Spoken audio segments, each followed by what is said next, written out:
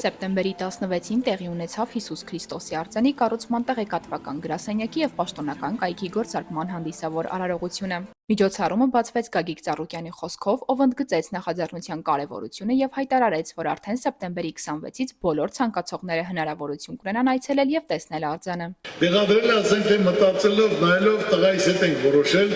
Ադիսի բարձունքին, որ ամբողջ Երևանը նայում ես, Երևանը երևում է։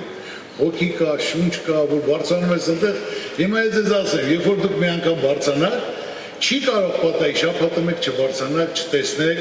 այդ գեղեցկությունը, այդ տեսարանը, այդ հզորությունը։ Ծառուկյանը կարևորեց պատմական այս նախագծի նշանակությունը, ընդգծելով, որ այն կդառնա ազգային խորհրդանիշ և միավորող ուժ համախոհ մարդկանց համար Հայաստանում և Սփյուռքում։ Որոշել եմ, որ դա լինի ազգային կառույց, պատմական կառույց,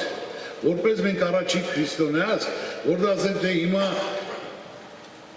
Բրազիլիային որ կա, ասենք, թե ինչ լավ ֆիլմեր նկարահանվում, միջազգային, համաշխարհային ֆիլմեր գնում են այնտեղ են նկարահանում, տուրիզմը գնում ով ասես գնացել եմ Բրազիլիա Քրիստոսի արձանում, հիմա բոլորը պետք է գան մեզ մոտ։ Ռուբեն Հովհաննիսյանը, որը ղեկավարել է աշխատանքները, անդրադարձավ նախագծի մրցույթին ընտրության մանրամասներին։ Հազարարված էր մտքագրել բոլոր հայտերն ու լսել նախագծով հետաքրքրված յուրաքանչյուր քաղաքացու։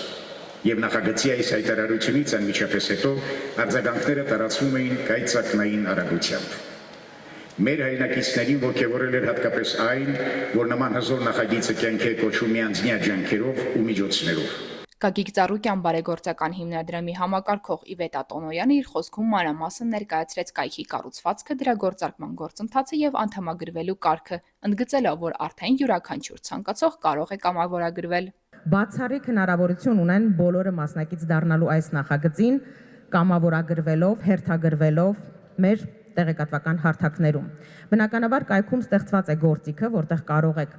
անուն ազգանուն, հեռախոսահամար, այցելության նպատակ, ինչու եմ ուզում մասնակցել ներկայացնելով, կամավորագրվել։ Միջոցառմանը ներկա էին տարբեր ոլորտների ներկայացուցիչներ, նախագծի աշխատանքային խմբի անդամներ, մշակույթի և արվեստի գործիչներ։ Եվ վերջը գիտեք, այնպիսի ժամանակներ ենք ապրում այսօր մենք։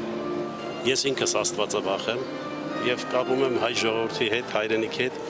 Երևի արձանը դրանից հետո ինչ-որ մի բան կփոխվի էլի։ Իմ ընկալումը այս ամեն ինչի հետ կապված դա ուխտ է, որը Ծառուկյան ընտանիքը իր սրտում եղել է եւ այսօր ի կատար է ածում։ Հիշեցնենք, որ մոնումենտալ արձան համալիրի շինարարական աշխատանքները մեկնարկել են 2022 թվականի հուլիսի 9-ին։ Նախագիծը, որը գտնվում է Հատիս լեռան գագաթին, նախատեսվում է դառնալ աշխարհի ամենաբարձր Հիսուս Քրիստոսի արձանը, խորհրդանշելով ազգային միասնություն և հավատ։